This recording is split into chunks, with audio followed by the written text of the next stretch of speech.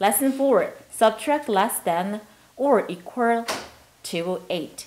We will study about subtracting less than or to equal 8.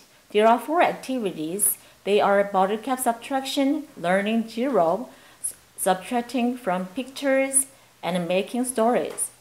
In the process of the bottle cap subtraction, I will give some examples for subtraction.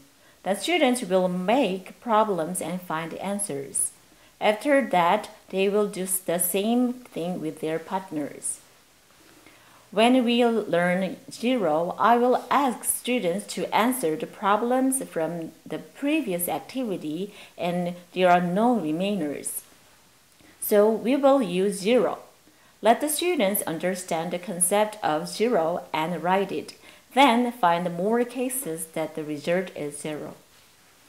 Subtracting from pictures, I will prepare some magnets and put 7 magnets on the whiteboard. Then let the students solve the questions into subtraction number sentences. I will give a subtraction worksheet to the students and let them solve it. Then we will have time to check the answers. At the end, we will make some stories for subtraction number sentences.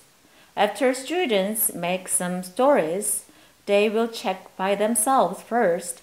Then they will give questions to the other members of their group.